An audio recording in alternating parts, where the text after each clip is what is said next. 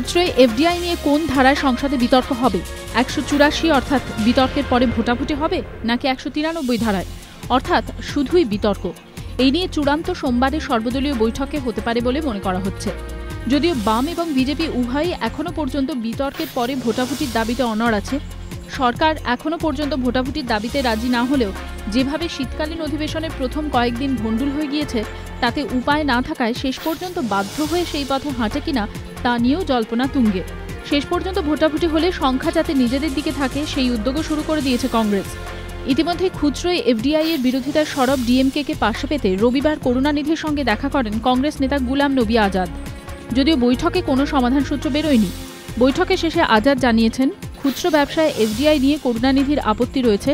তিনি চান এই নিয়ে ইউপিএতে ফের আলোচনা হোক। গডকরির বিরুদ্ধে মুখ খোলায় শাস্তি। রাম জেঠমালানিকে দল থেকে সাসপেন্ড করল বিজেপি। তাকে দল থেকে বহিষ্কার করা হবে কিনা কাল বিজেপি সংসদীয় দলের বৈঠকে সে বিষয়ে চূড়ান্ত সিদ্ধান্ত নেওয়া হবে। সম্প্রতি প্রবীণ এই আইনজীবী মন্তব্য করেন, সভাপতির পদ থেকে ইস্তফা দেওয়া উচিত দুর্নীতির অভিযোগে জর্জরিত নীতিন গডকরির। আর এই মন্তব্যের জেরেই দল থেকে সাসপেন্ড হতে হলো তাকে। সিদ্ধান্তের সপক্ষে বিজেপির যুক্তি, জেঠমালানির এই মন্তব্য কংগ্রেসকে সুবিধা পাইয়ে দিচ্ছে। অন্যদিকে জেঠমালানির পাল্টা চ্যালেঞ্জ, তাকে তাড়ানোর ক্ষমতা দলের নেই।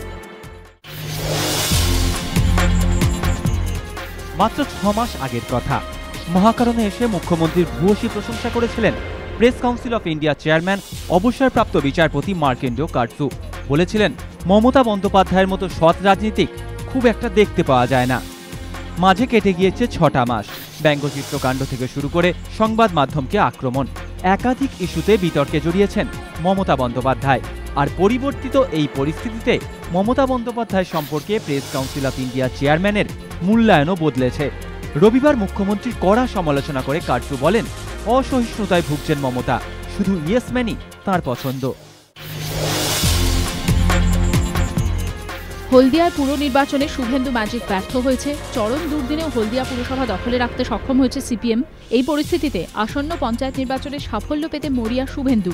আর সেই মরিয়া প্রয়াসের অঙ্গ হিসাবে বিরোধীদের দিকে হুমকি ছুঁড়ে দিলেন রাজ্য যুব তৃণমূল কংগ্রেসের সভাপতি শুভেন্দু অধিকারী। খেজুরির সভা থেকে শুভেন্দুর মন্তব্য, সিপিএমকে নিষিদ্ধ করে দিতে হবে, খেজুরিতে ভোট করাবেন তিনি।